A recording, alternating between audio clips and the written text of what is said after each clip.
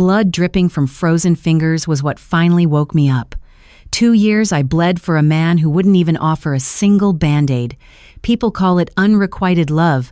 I call it a self-inflicted prison. I abandoned my dignity, alienated my family, and emptied my bank account just to breathe in Declan's shadow. But lying on that sterile hospital bed, burning with fever he caused, my desperate past self simply died. What took her place was cold, clear, and utterly ruthless. This is how I disappeared. Looking back, I don't recognize the girl I used to be. If I could, I would reach back through time, grab her by the shoulders, and shake her until her teeth rattled. I met Declan Hayes at Sterling & Cross, a high-pressure corporate strategy firm in downtown Boston. I was a junior analyst, hungry and sharp. He was a senior consultant, armed with a devastating smile and a reputation for crushing anyone who got in his way. From the moment he leaned against my cubicle and asked to borrow my pen, I was entirely, hopelessly doomed. It didn't happen overnight. It was a slow, agonizing descent into madness. At first, it was just doing him small favors, grabbing his black coffee from the cafe across the street, proofreading his pitch decks. Then, it escalated. I started staying at the office until midnight, doing the heavy lifting on his projects while he took the credit. I convinced myself I was being a supportive partner even though we weren't partners. We weren't anything. "You're indispensable, Chloe," he would say, his voice a low, gravelly purr that sent electricity straight down my spine. That one word, indispensable, was the drug I lived on. My entire existence became a shrine to his comfort. I memorized his schedule, his allergies, the exact brand of scotch he drank when he was stressed. I spent my own meager salary buying him a $600 Tissot watch for his birthday, a gift he barely glanced at before tossing it onto his cluttered desk. My brother, Liam, watched my deterioration with mounting horror. "You're a doormat, Chloe," Liam snapped one Sunday, watching me cancel our family dinner because Declan had a crisis with a spreadsheet. "He doesn't respect you. He doesn't even see you. You're just a highly functioning appliance to him." I hung up on Liam that day. I didn't speak to my brother for 6 months. That's what obsession does to you. It isolates you, cutting away the people who actually love you so you can focus entirely on the parasite feeding off your soul. The breaking point arrived on a Tuesday in late November. Boston was being battered by a freak ice storm. The streets were slick with freezing rain, the wind howling off the harbor like a wounded animal. Declan was supposed to present Project Chimera to the board of directors the next morning. It was the pitch that would guarantee his promotion to partner. He had left the master flash drive at the office, and he called me at 11 p.m., his voice laced with panic. "Chloe, I need it. I'm at my apartment. I can't leave. My car won't start in this ice. You have to bring it to me." He lived in Beacon Hill, a 40-minute train ride and a 20-minute uphill walk from my place. I didn't hesitate. I grabbed the drive, threw on a thin trench coat, and ran out into the freezing deluge. I didn't even grab an umbrella. By the time I reached his street, I was soaked to the bone. My teeth were chattering so violently I thought they would crack. The freezing rain felt like needles against my face, and my hands were entirely numb, my knuckles scraped and bleeding from a fall on the icy pavement. I stood under the flickering streetlight across from his brownstone, clutching the drive to my chest. I pulled out my phone with frozen fingers and dialed his number. "I'm outside," I whispered, my voice trembling. "Great," he replied briskly. "Stay there. I'm pulling up." Wait, pulling up? A sleek, black Audi turned the corner, its headlights cutting through the icy rain. It wasn't broken down. He had been out. The car pulled up to the curb, right in front of me. The passenger side window rolled down. Declan didn't lean over. He just extended his hand across the passenger seat. Through the pouring rain and the fogged glass, I saw a silhouette sitting in the passenger seat. A woman. She was wrapped in a thick, luxurious coat, her face obscured by the shadows, but I could hear her soft laughter over the hum of the engine. "Give it here, Chloe." "I'm freezing," Declan barked. I stepped off the curb, the icy water soaking through my boots. I placed the flash drive into his outstretched hand. He didn't look at my bleeding fingers. He didn't look at my soaked, shivering frame. He didn't say thank you. "See you at work," he muttered, and the window rolled up. The Audi accelerated away, its rear tire hitting a massive puddle in the gutter. A wave of freezing, dirty street water splashed over my legs. I stood there in the dark, the freezing rain beating down on me, staring at the red taillights disappearing into the Boston night. I stood there for an hour. I couldn't move. It wasn't just the cold that froze me. It was the absolute crushing weight of my own pathetic reality settling over me. I was nothing to him, less than nothing. I don't remember the walk back to the train station. I don't remember unlocking my apartment door. The next memory I have is a blinding white light and the rhythmic, terrifying beep of a heart monitor. I opened my eyes and the world swam into focus. The sterile smell of iodine and bleach assaulted my senses. I was in a hospital bed. Liam was sitting in a plastic chair in the corner, his head in his hands. He looked like he had aged 10 years. When he heard the rustle of my sheets, his head snapped up. His eyes were red-rimmed and furious. "You've been unconscious for 3 days," Liam said, his voice a jagged whisper. "Severe pneumonia. A core body temperature so low the doctors were preparing me for the worst. Your kidneys nearly shut down, Chloe." I tried to speak, but my throat felt like it was filled with broken glass. "Declan?" I rasped out. It was a pathetic reflex, an addiction I hadn't yet kicked. Liam's face hardened into a mask of pure disgust. "He didn't call. He didn't come. When I called your office to tell them you were in the ICU, his assistant told me he was busy celebrating his promotion." I closed my eyes. In the darkness behind my eyelids, something began to shift. It was a strange physical sensation, like a heavy iron chain snapping deep inside my chest. During those 3 days of fever dreams, navigating the blurry line between life and death, the desperate, obsessive girl who lived for Declan Hayes had quietly passed away. What remained in her place felt different, hollow, but remarkably light. The desperate need for his validation, the frantic anxiety that usually plagued my stomach, it was all gone, replaced by a cold, crystalline clarity. 2 days later, I was sitting up in bed, eating flavorless hospital jello, when the door to my room swung open. It was Declan. He was wearing a custom navy suit, looking immaculate, as always. He didn't carry flowers. He didn't look worried. In fact, he looked profoundly annoyed, checking his Rolex as he stepped into the room. "Chloe, finally," he sighed, standing at the foot of my bed. "I've been trying to get a hold of you for 48 hours. The transition team needs the access codes for the Chimera database. You locked the master spreadsheet on your personal drive before you went MIA." He didn't ask how I was. He didn't comment on the IV needle bruised into my hand or the pale, sickly hue of my skin. He was just agitated about a password. A week ago, my heart would have hammered in my chest. I would have tripped over my words, apologizing profusely for being a burden, for getting sick, for inconveniencing his monumental success. Now, I just looked at him, really looked at him. I saw the slight arrogance in the tilt of his chin, the coldness in his eyes, the absolute void where a human soul should have been. He looked small. "Well?" he prompted, snapping his fingers lightly. "Chloe, I'm on a tight schedule. I have a dinner reservation at Oya in 20 minutes. The password," I said, my voice shockingly steady, "is Chimera 2026. He tapped it into his phone immediately. "Great. Look, feel better, okay? The office is a mess without you handling the admin stuff." He turned on his heel and walked out.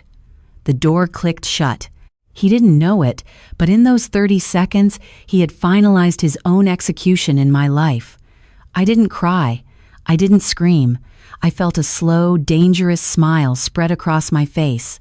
It was the smile of someone who had just woken up from a nightmare and realized they held the matches to burn the haunted house down. I reached for my phone on the bedside table and called my brother. "Liam," I said, my voice stronger than it had been in years. "I need your help. I'm leaving Boston." "Where are you going?" Liam asked, the relief evident in his breath. "I don't know yet, but by the time I'm discharged on Friday, I need to not exist here anymore." Disappearing is an art form. It requires a meticulous, unsentimental approach to dismantling your own life. The hospital discharged me on a crisp Friday morning. Liam drove me straight to the apartment I shared with my roommate, Sarah. Sarah and I had been friends since our sophomore year at Boston College. She was a fashion buyer, always impeccably dressed, bubbly, and supposedly my confidant. I had cried on her shoulder 100 times over Declan's coldness. She had always stroked my hair and told me I deserved better, that Declan was just complicated. When Liam and I walked into the apartment, Sarah leaped off the velvet sofa, her face twisting into an exaggerated mask of pity. "Oh my God, Chloe," she gasped, rushing forward to hug me. She smelled strongly of Santal 33. "I was so worried. Liam wouldn't tell me anything. He just said you were sick. Look at you, you look so frail. You need soup. I'm going to make you soup." "I'm fine, Sarah," I said smoothly, pulling back from her embrace. The new me didn't miss a beat. "Just need to pack some things. I'm going to stay with Liam for a bit." "Of course, whatever you need," she cooed. "Actually, I have to run out to a fitting, but I'll be back tonight. We'll have a movie night, okay?" She grabbed her designer purse and bustled out the door. Liam went downstairs to grab some moving boxes from his truck. I was left alone in the apartment. I walked into my bedroom and started pulling clothes from the closet. My mind was purely tactical. I was calculating lease breakage fees, mentally drafting my resignation email to Sterling and Cross. As I walked past Sarah's room to grab some packing tape we kept in the hall closet, I noticed her MacBook propped open on her unmade bed. The screen was awake, disabled from sleeping. I wouldn't normally snoop. The old Chloe was too polite, too timid. But the new Chloe felt a strange prickle at the back of her neck, a gut instinct honed by the sudden shattering of all my illusions. I stepped into her room and looked at the screen. The Messages app was open, synced to her phone. The cursor was blinking in a chat thread pinned to the top. The contact name was D. My hand hovered over the trackpad. I scrolled up. D. Board meeting killed it. Partner status confirmed. "Sarah, told you. Proud of you, babe. Drinks tonight to celebrate?" D. "Oh yeah, at 8. Wear the red dress." Sarah. "Done. Did your shadow finally surface?" D. "Yeah, tracked her down at Mass General. Squeezed the passcode out of her.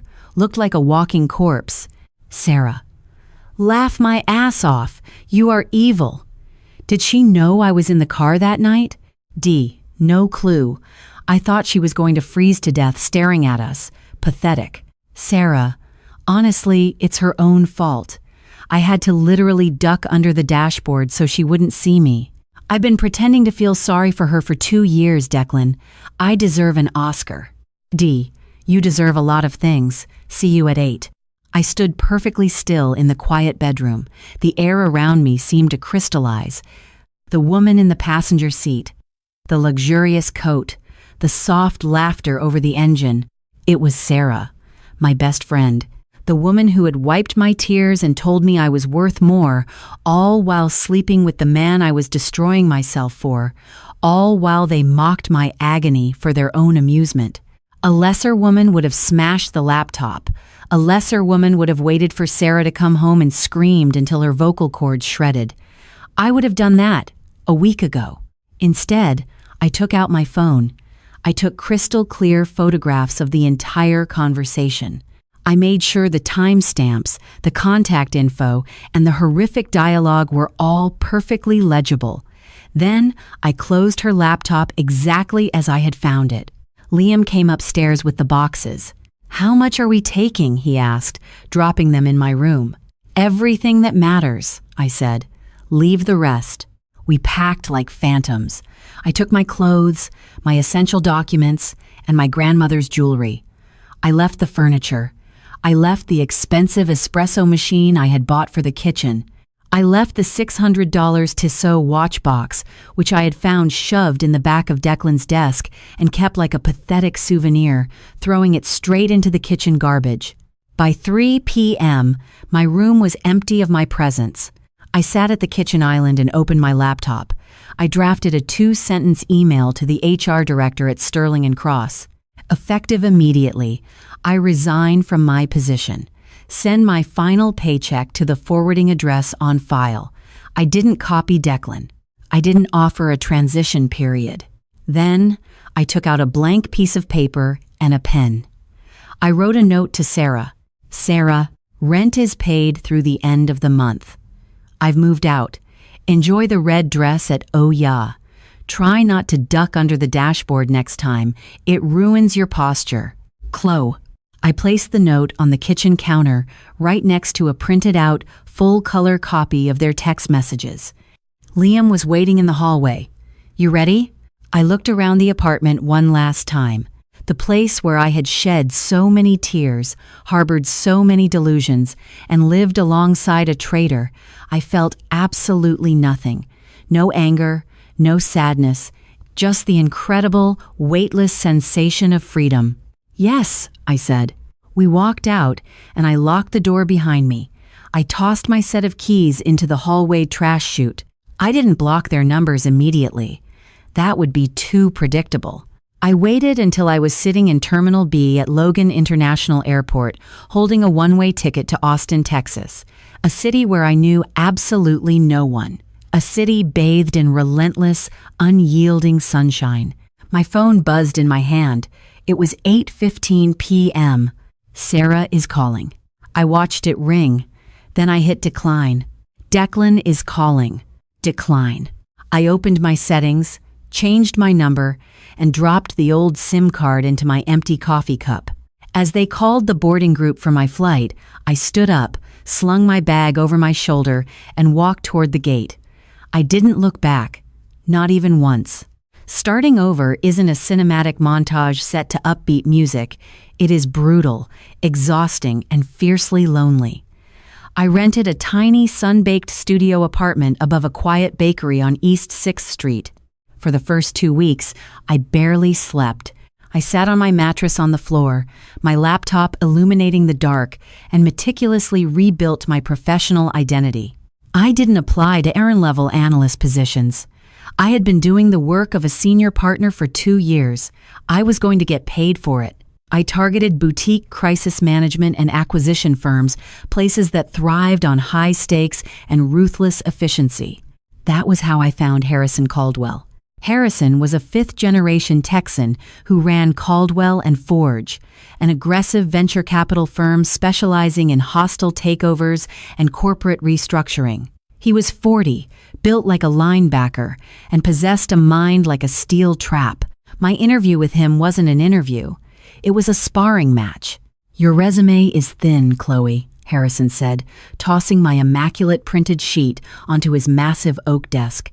He leaned back, sizing me up with piercing gray eyes. 3 years at Sterling & Cross, junior title. Yet, you're sitting in my office asking for a senior strategy director position in equity. Why shouldn't I laugh you out of the building? I didn't blink. I didn't fidget. I leaned forward, resting my forearms on the edge of his desk. Because, Mr. Caldwell, the titles on that paper are a fiction, I replied, my voice smooth and utterly devoid of intimidation. Look at the addendum. I was the primary architect of Project Chimera. I drafted the merger protocols for the Vanguard acquisition. I managed the crisis fallout when the tech sector dipped last quarter. My former superior took the credit, but I hold the blueprints in my head. You don't need a resume. You need a weapon. I am the weapon. Harrison stared at me for a long, silent minute. Then, a slow, predatory smile spread across his face. You start Monday, he said. If you fail, I fire you publicly. If you succeed, you get everything you just asked for. Deal, I said, standing up and offering my hand. I didn't just succeed. I dominated. The obsession and relentless drive I had once poured into making Declan Hayes comfortable, I now poured entirely into my own empire. I worked 90-hour weeks, not out of desperation, but out of a ferocious appetite for victory. I stripped failing companies down to their studs, restructured their debt, and turned massive profits for the firm. I never made coffee for anyone. I never stayed late to fix a colleague's mistake unless I was getting a percentage of their bonus.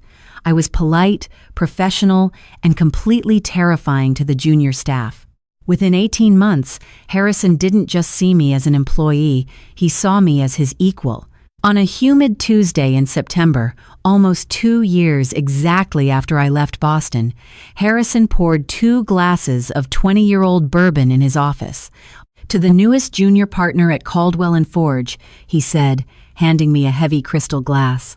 I took a sip, the amber liquid burning pleasantly down my throat. I wore a tailored white Saint Laurent suit, a stark contrast to the damp, pathetic trench coat I had worn the night my life ended. I looked out the floor-to-ceiling windows at the Austin skyline. I had wealth, power, and absolute autonomy. But true justice, I was about to learn, has a funny way of delivering itself right to your doorstep. Rumors in the corporate world travel faster than light, especially when they involve a spectacular implosion. While I was building my fortress in Texas, the rotten foundation I had left behind in Boston was finally giving way. I kept tabs on Sterling and Cross, not out of longing, but purely out of professional curiosity. The industry blogs and financial whisper networks painted a vivid, pathetic picture. Project Chimera, the promotion-winning project Declan had stolen from me, was a disaster. I had built the framework, yes, but executing it required a nuanced understanding of international compliance laws that Declan simply did not possess. Without me there to silently fix his arrogant miscalculations, the project bled millions in its first year. A former colleague of mine, a gossipy underwriter named Brenda, eventually tracked down my new LinkedIn profile. Her messages were a goldmine of schadenfreude. "Chloe, you wouldn't believe the mess here," Brenda messaged me one evening. "Declan is completely falling apart. The board is threatening to strip his partnership.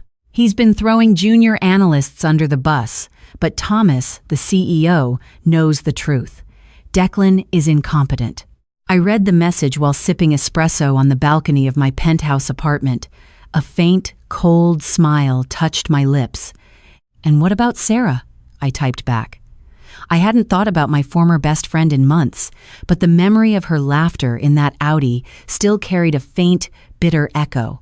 Brenda's reply came almost instantly. "Oh, that is the best part. They made their relationship public about a month after you vanished. It was nauseating. But once Declan started failing at work, he turned completely toxic. He blamed her for his stress. She lost her job at the fashion house because she got caught using corporate funds to pay for Declan's stress relief trips to Aspen. They are miserable together. They scream at each other in the lobby. She looks exhausted. It was the ultimate, inescapable consequence of their own nature. They had built their relationship on the thrill of betrayal and the shared mockery of my loyalty. Take away the secrecy and the victim, and all they had left was each other's inherent selfishness. A parasite cannot survive when it attaches itself to another parasite. They simply starve together. I closed my laptop, feeling a profound sense of closure. I assumed that would be the end of it, a satisfying footnote in the story of my life. I underestimated the universe's appetite for irony. 3 weeks later, Harrison called an emergency meeting in our glass-walled boardroom. The firm was looking to aggressively expand our portfolio on the East Coast. "We have a unique opportunity," Harrison announced to the partners, projecting a financial dossier onto the main screen. "A major Boston-based strategy firm is hemorrhaging cash. Their board is terrified of bankruptcy. They are looking for a discreet bailout, essentially offering themselves up for an acquisition at a fraction of their market value." The logo flashed on the screen, the silver interlocking C and C. Sterling Cross. My heart didn't skip a beat. My palms didn't sweat. Instead, my mind went perfectly, beautifully still. "They have a solid client list," Harrison continued, completely unaware of my history, as I had never disclosed the specific name of my former employer to anyone at the firm. "The problem is upper management. It's bloated, incompetent, and drowning in bad investments. We buy them, gut the C-suite, and absorb the assets." Harrison looked down the table directly at me. "Chloe, you know the East Coast market better than anyone here. I want you to lead the acquisition.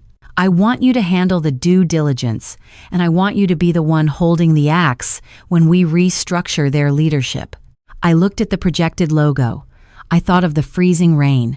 I thought of the $600 watch in the trash. I thought of the 3 days I spent dying in a hospital bed while Declan celebrated his stolen victory. "I would be delighted, Harrison," I said, my voice smooth as silk. "Set up the initial summit.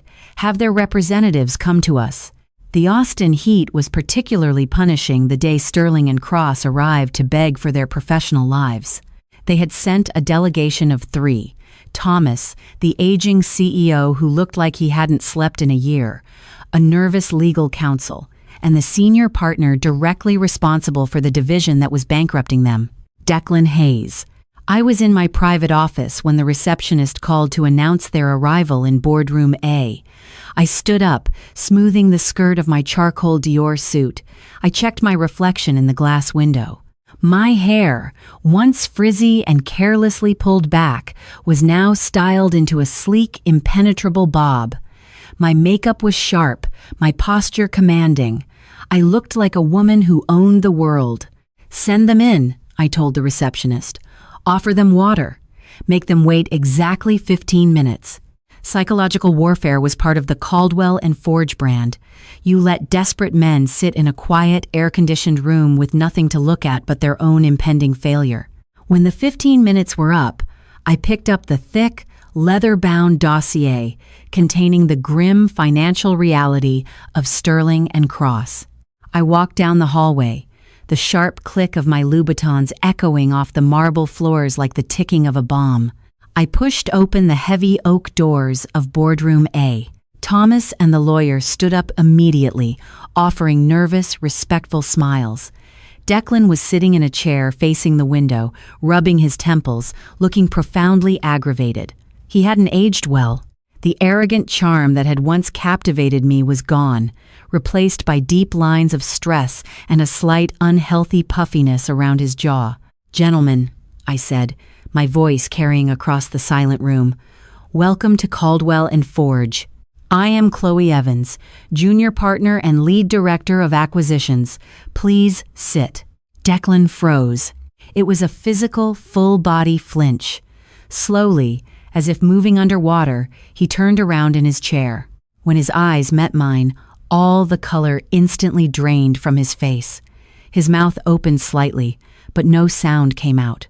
He looked like a man who had just seen a ghost, a demon, and his own executioner all rolled into one impeccably dressed package. "See, Chloe?" he stammered. It was the first time I had ever heard Declan Hayes stutter. "Mr. Hayes," I replied, my tone entirely professional, completely devoid of recognition or warmth. I didn't smile.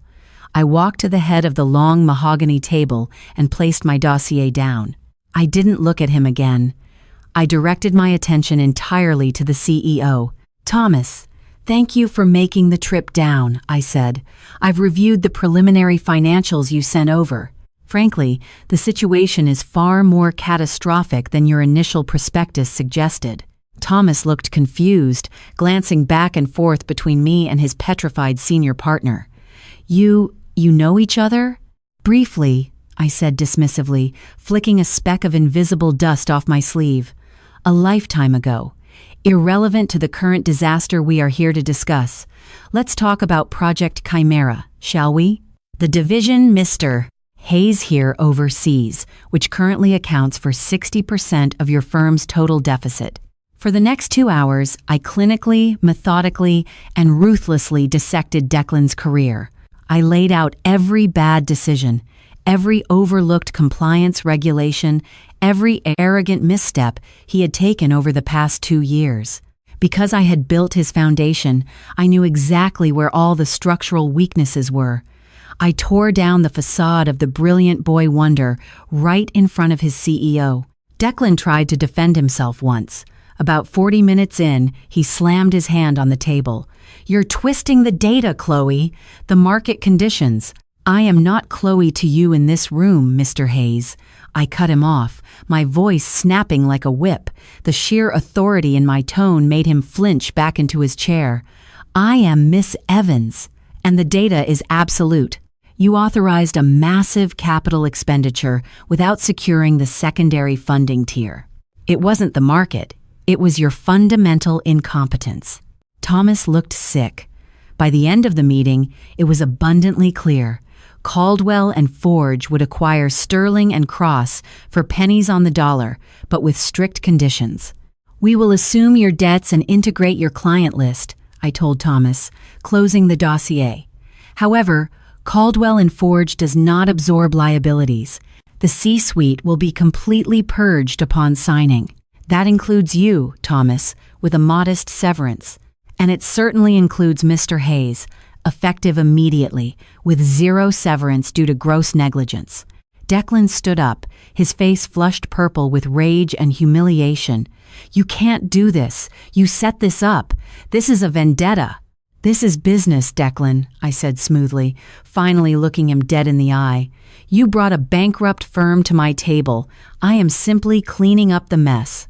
Something I used to do for free, if I recall." I stood up, signaling the end of the meeting. "My legal team will send the drafted contracts by morning. Have a safe flight back to the freezing rain, gentlemen." I turned and walked out of the boardroom without looking back. As the heavy doors clicked shut behind me, I heard Thomas's voice, furious and defeated, echoing from inside. "Pack your desk, Declan. You're done." The karma didn't end there. 2 days later, as the acquisition news hit the financial presses, my assistant buzzed my intercom. "Miss Evans? There is a woman in the lobby demanding to see you. She says it's an emergency. A Sarah Jenkins?" I paused, my pen hovering over a document. Sarah. She had actually flown down here. The desperation must have been absolute. "Send her up to my office," I said. 10 minutes later, my office door opened. Sarah stood in the doorway. The bubbly, impeccably dressed fashion buyer was gone. She looked haggard. Her designer clothes looked slightly rumpled, her roots were showing, and she was carrying a cheap canvas tote bag instead of her usual Prada. She walked in and immediately burst into tears, the kind of ugly, heaving sobs meant to elicit pity. "Chloe! Oh my God, Chloe, please!" she begged, stepping forward but stopping when I didn't offer a shred of comfort. I simply sat behind my desk, watching her with clinical detachment. "Hello, Sarah. I see you didn't wear the red dress." She winced as if I had struck her. "Chloe, please. You have to understand. Declan manipulated me. He told me you two meant nothing, that you were just a crazy coworker who was obsessed with him. I was weak, but he ruined me. I lost my job because of him. And now that you've fired him, he has nothing. He's drowning in debt. We're getting evicted from his brownstone." She stepped closer, placing her trembling hands on the edge of my desk. "I know you're angry. You have every right to be. But I'm begging you. You have so much power now. You're rich. You're a partner. Can't you offer me a job? Even an assistant position? I have nowhere else to go. I'm so sorry, Chloe. I am so sorry." I let the silence stretch. I let her sit in the agonizing vulnerability of her plea. 2 years ago, I would have hugged her. I would have believed her tears. I would have split my own paycheck to make sure she didn't go hungry. "Sarah," I said quietly, leaning back in my leather chair, "do you remember the ice storm?" She froze, her tears momentarily stalling. "What?" "The ice storm. November. When you were sitting in the passenger seat of Declan's Audi." She swallowed hard, looking at the floor. I told you, I was manipulated. I was bleeding, Sarah. I said, my voice dropping to a terrifyingly soft whisper. I had fallen on the ice. My hands were bleeding, my clothes were soaked, and I was shivering so hard I could barely stand. I spent 3 days in the ICU dying of pneumonia because of that night. I leaned forward, locking my eyes onto hers. And while I was standing outside in the freezing rain, bleeding for a man who didn't care if I lived or died, you were sitting in the warm passenger seat, laughing. Sarah began to tremble violently. Chloe, no, I didn't know. You ducked under the dashboard so I wouldn't see you, I stated, stating the fact from her own text messages. You knew exactly what was happening. You watched me freeze, and you laughed. I picked up my pen and went back to signing the document in front of me. I don't hold vendettas, Sarah. I simply don't reward parasites. Security will escort you out. If you ever contact me or step foot in this building again, I will have my legal team file a restraining order so fast it will make your head spin. Chloe, please, I have nothing, she screamed as 2 burly security guards entered my office, summoned by the silent panic button under my desk. Then you finally have exactly what you deserve, I said, not looking up as they grabbed her by the arms and dragged her, sobbing and pleading, out of my office. The door closed, shutting out the noise. The silence in my office was absolute, and it was golden.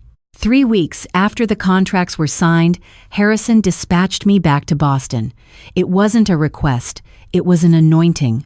I was to be the executioner on the ground, overseeing the physical liquidation of Sterling and Cross's redundant assets and the integration of their remaining staff into our infrastructure. Stepping off the plane at Logan, the Boston air hit me differently this time. It was late spring. The brutal, unforgiving ice that had nearly claimed my life 2 years ago was a distant memory, replaced by a mild, sun-drenched afternoon. I wore a tailored midnight blue trench coat, a deliberate, ironic upgrade from the flimsy rag I had worn the night I was left to freeze in Beacon Hill. My brother, Liam, picked me up at the airport. He drove a new Audi SUV, a gift I had bought him after my first year at Caldwell and Forge, as a silent apology for shutting him out during my darkest days. Look at you, Liam grinned, tossing my leather weekender bag into the trunk. The conquering queen returns. Do you need a police escort to downtown, or are you just going to part the traffic with your mind? Just drive, Liam, I smiled, a genuine, relaxed expression that I rarely used in Texas. I have a building to gut by 9 a.m. tomorrow. The next morning, I walked into the lobby of Sterling and Cross. The silver, interlocking S and C behind the reception desk looked tarnished. The atmosphere in the building was thick with anxiety. Rumors had been swirling for weeks about the Texas Reaper coming to clean house, but none of the mid-level staff knew my identity yet. I swiped my new, black absolute access keycard at the turnstiles. The security guard, a man named Gregory, who used to watch me sprint in at midnight with armfuls of files, didn't even recognize me. I walked into the main elevator bank and pressed the button for the 50th floor, the executive suite. When the doors opened, the chaos was palpable. Assistants were frantically packing boxes. Junior partners were huddled in glass offices, whispering furiously. I bypassed them all and walked straight to the corner office at the end of the hall. The nameplate beside the heavy mahogany door had already been unscrewed, leaving 2 blank holes in the drywall. This had been Declan's office. I pushed the door open. It was completely empty, save for a massive, custom-built desk and a leather executive chair. The floor-to-ceiling windows offered a panoramic view of the harbor. I walked over, ran my hand along the polished wood of the desk, and sat down in the chair.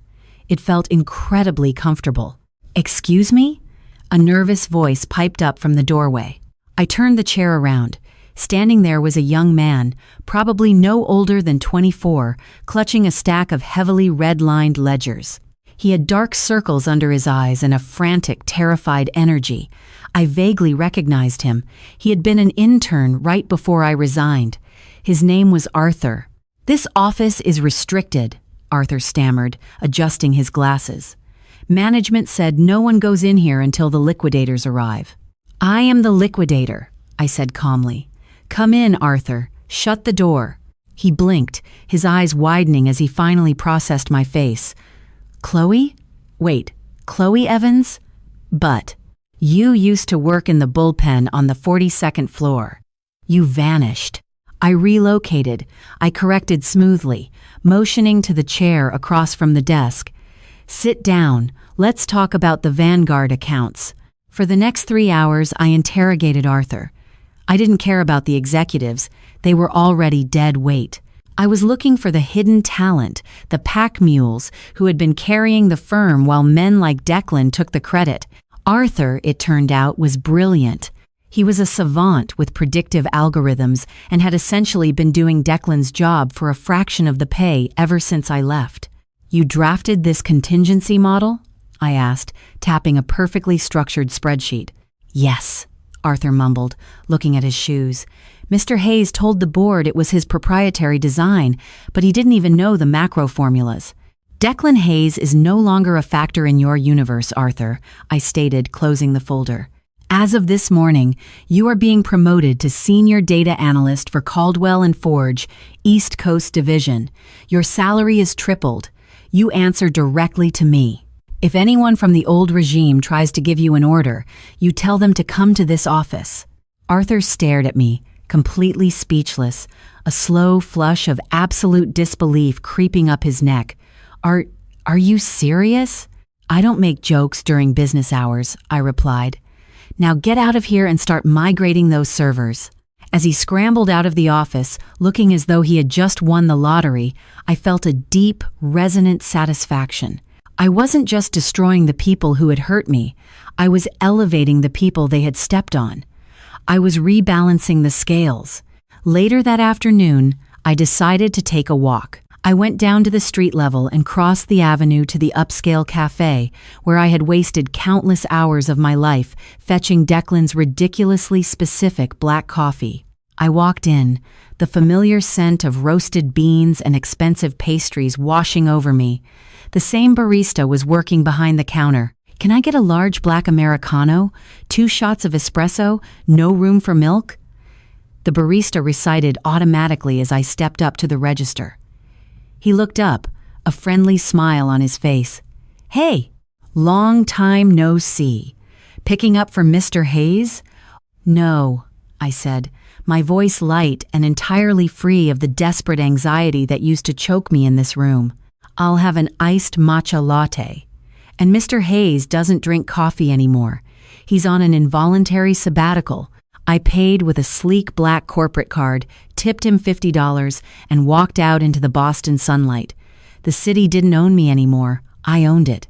Desperation breeds a very specific kind of audacity. When you strip a narcissist of their power, their money, and their reputation, they do not self-reflect. They double down. I should have expected Declan to bite back. I just didn't expect him to be quite so stupid about it. 2 months into the integration, the dust had mostly settled. Caldwell & Forge had absorbed the profitable sectors of Sterling and Cross, and I was preparing to fly back to Austin. I was having dinner with Liam at a high-end steakhouse in the Seaport district when my burner phone, the one I kept exclusively for direct lines to Harrison, vibrated in my clutch. We have a slight complication, Harrison's voice rumbled over the line. He didn't sound angry, just moderately inconvenienced. I need you back at the Boston office at 8 tomorrow morning. Nathaniel Reed is flying in on the red-eye. Nathaniel Reed was Caldwell & Forge's apex predator. He was the head of litigation, a towering, fiercely intelligent man from Chicago who spoke in quiet, measured tones and dismantled opposing counsel with surgical precision.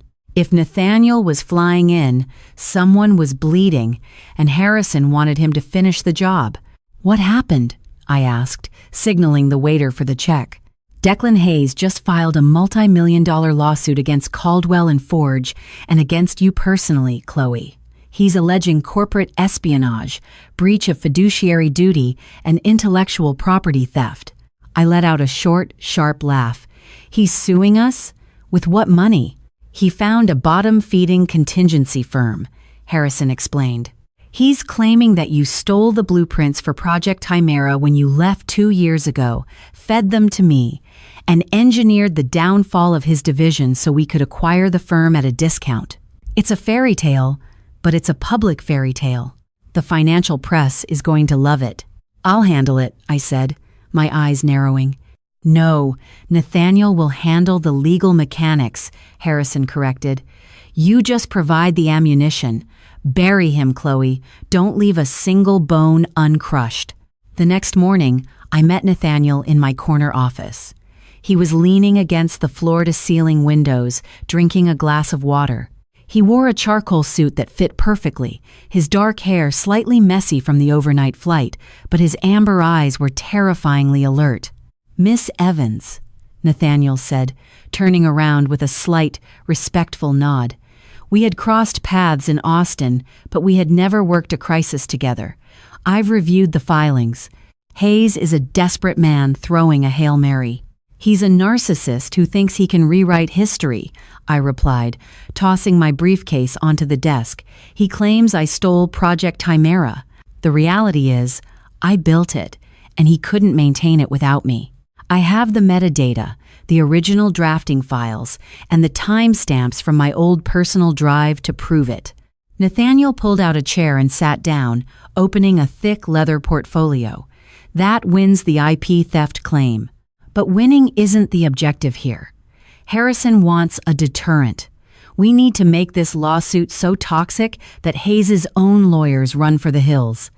I sat across from him, resting my chin on my steepled fingers. I thought about Declan. I thought about the sheer arrogance it took to fail so spectacularly and still blame the woman he had used as a footstool. If Declan is desperate enough to file this, I mused aloud, he's broke. And if he's broke, he's probably been cutting corners long before the acquisition. Nathaniel's lips curved into a dangerous smile. Now you're thinking like a lawyer. Where do we look? Arthur, I said immediately. I called Arthur into the office. The young analyst walked in, looking slightly intimidated by Nathaniel's imposing presence. Arthur, I said, bypassing the pleasantries. I need you to dig into the discretionary spending accounts for Declan's division over the last 36 months. Specifically, look for vendor payments, consulting fees, and travel expenses that don't map to a generated revenue stream. Cross-reference them with the dates he claimed to be traveling for Vanguard. Arthur adjusted his glasses, his fingers already twitching as if typing on an invisible keyboard. You suspect embezzlement? I suspect a rat trapped in a sinking ship will eat whatever it can find, I replied. Find me the teeth marks. For 3 days, Nathaniel, Arthur, and I lived in that office. We ordered takeout, drank gallons of coffee, and tore through the financial history of Declan Hayes with a microscopic lens. Working with Nathaniel was a revelation. He didn't talk over me. He didn't take my ideas and repackage them as his own. When we debated a legal strategy, he challenged me, forced me to sharpen my arguments, and treated my intellect with profound respect. Late one night, as we were poring over a stack of redacted wire transfers, our hands brushed over a file folder. I pulled back slightly, looking up at him. The ambient light of the city illuminated the sharp angles of his jaw. You're relentless, Chloe, he said softly, his amber eyes locking onto mine. It wasn't an insult, it was the highest form of praise. I have to be, I replied, my voice equally quiet. Softness is a luxury I can no longer afford. There is a difference between being soft and being human, Nathaniel noted, leaning back in his chair. You don't have to be made of stone to be strong. You just have to know who is allowed to touch the fire. Before I could process the gravity of that statement, Arthur burst into the office, holding a stack of freshly printed spreadsheets.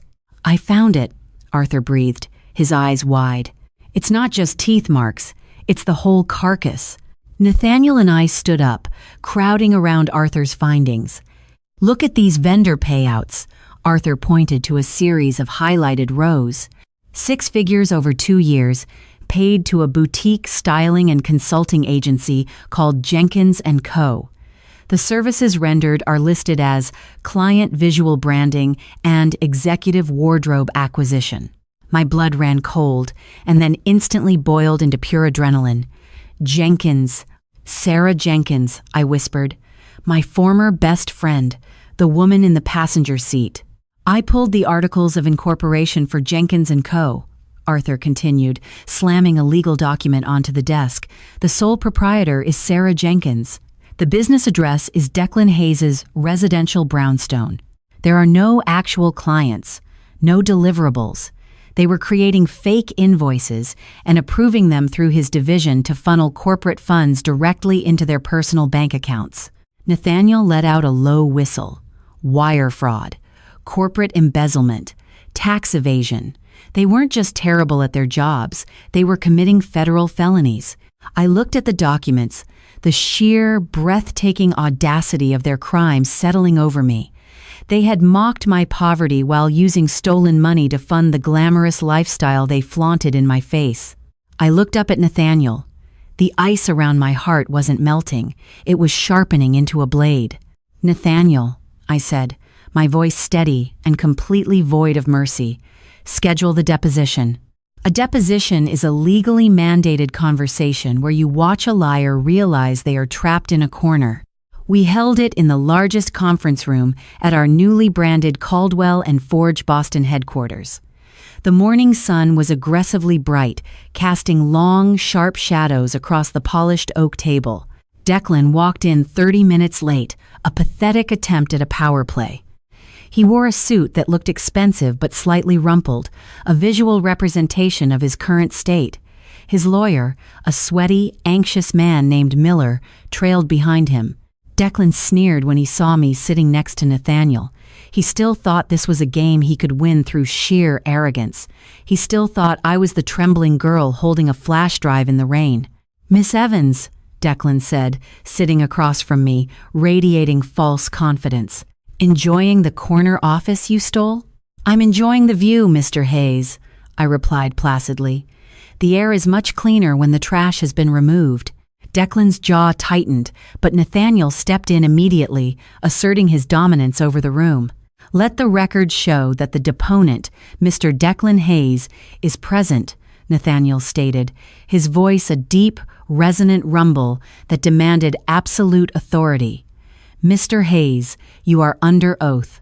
You are alleging that my client, Caldwell & Forge, and specifically Miss Chloe Evans, stole proprietary algorithms to engineer the devaluation of sterling and cross." "That is correct," Declan said smoothly. "She had access to my files. She took them, sabotaged the Vanguard accounts, and fed the data to her new bosses." Nathaniel spent the next hour walking Declan through his own lies. He let Declan build his house of cards, let him meticulously stack every false allegation, every fabricated timeline, and every arrogant assumption. I sat perfectly still, watching the man I used to worship perjure himself into a prison sentence. "So, to summarize," Nathaniel said, closing his first file folder, "you claim you were a victim of a sophisticated financial sabotage campaign orchestrated by Miss Evans, a campaign that caused the utter ruin of your division." "Yes," Declan said, leaning back, looking immensely pleased with himself. Nathaniel didn't blink. He reached down to his briefcase, pulled out a thick, red-bound folder, and dropped it onto the center of the table with a heavy, deafening thud. "Then can you explain to me, Mr. Hayes," Nathaniel asked, his voice dropping to a lethal whisper, "why you were approving six-figure invoices to a fraudulent shell company registered to your girlfriend Sarah Jenkins for a period of 24 months prior to the acquisition?" The color vanished from Declan's face so fast it looked as though he had been physically struck. The smug smile shattered. Miller, his lawyer, frantically grabbed the red folder and flipped it open. His eyes darted across the printed wire transfers, the fake invoices, and the articles of incorporation. "What is this? This is entirely outside the scope of the intellectual property claim. This is the defense's counterclaim," Nathaniel countered, leaning over the table. We are establishing a pattern of gross financial misconduct and embezzlement. Mr. Hayes didn't need our help to bankrupt his division. He was busy robbing it blind to buy designer coats and finance luxury vacations. Declan was hyperventilating, his eyes darting frantically between me and Nathaniel. This is fabricated. You made this up. We subpoenaed the bank records. Declan, I finally spoke, my voice cutting through his panic like a scalpel. I leaned forward, resting my arms on the table. We know about Jenkins & Co. We know about the wire transfers to the offshore account in the Caymans. We know everything. Declan looked at me, genuine, unadulterated terror finally breaking through his arrogant facade. Chloe, you can't. If you release this, I go to prison. You should have thought about that before you filed a frivolous lawsuit to slander my name, I said. Mr. Miller, Nathaniel addressed the sweating lawyer. I suggest you take a 10-minute recess to confer with your client, because my next call isn't to a judge to dismiss this ridiculous lawsuit. My next call is to the FBI field office for white-collar crime. Miller practically dragged Declan out of the room. The moment the door clicked shut, the heavy, suffocating silence evaporated. I let out a long, shuddering breath I hadn't realized I was holding. The tension in my shoulders finally cracked. Nathaniel reached across the table and placed his hand gently over mine. His touch was warm, grounding, and completely steady. You did it, he said softly. He's finished. He finished himself, I replied, looking down at our hands. I just handed him the shovel. 15 minutes later, Miller returned to the room. Declan was not with him. Miller looked pale and utterly defeated. My client withdraws the lawsuit, with prejudice, Miller said rapidly, packing his briefcase. He is willing to sign a non-disclosure agreement, a non-disparagement clause, whatever you want. Just, please don't forward that file to the authorities. I looked at Nathaniel. We both knew the truth. The withdrawal of the lawsuit is accepted, I told Miller, my voice cold and final. But I have a fiduciary duty as a partner at Caldwell & Forge to report the embezzlement of assets we recently acquired. The file was automatically forwarded to the federal prosecutor's office 20 minutes ago. Miller dropped his pen. He nodded slowly, understanding the absolute devastation of his client. He walked out without another word. I stood up, walked over to the massive window, and looked out over the Boston skyline. The city looked beautiful. It looked small. I had spent 2 years chasing a man who wouldn't cross a puddle for me. I had bled for him, starved for him, and nearly died for him. Now, with a few strokes of a pen and the sheer force of my own rebuilt will, I had erased him from the board entirely. He would go to federal prison. Sarah would likely turn state's evidence to save herself, their toxic bond finally snapping under the pressure of real consequences. Nathaniel walked up behind me, standing just close enough that I could feel the heat radiating from him. So, he murmured, his voice a low, comforting rumble. The Texas Reaper conquers the East Coast. What happens now, Chloe? I turned to look at him. I saw a man who didn't want to use me, who didn't want to hide me in the shadows, but a man who stood beside me in the fire and didn't flinch. Now, I said, a slow, genuine smile spreading across my face, we go back to Austin. I hear the weather is beautiful this time of year. I walked out of the conference room, leaving the ghosts of Sterling and Cross behind me forever. I didn't look back. There was absolutely nothing left to see. People often talk about hitting rock bottom as a tragedy, but they fail to mention the profound, terrifying liberation it provides. When everything you thought you wanted is stripped away, when you are left shivering and empty on the side of the road, you are finally free to decide who you are going to become. I didn't just survive Declan Hayes. I used the shattered pieces of the girl who loved him to forge a woman he couldn't touch. The blind devotion I wasted on him became the relentless ambition I invested in myself. Karma isn't a mystical force that magically descends from the sky. It is the inevitable consequence of a parasite meeting someone who finally refuses to bleed. I spent 2 years chasing a shadow, but when I stopped running, turned around and lit the match, I realized I was the fire all along.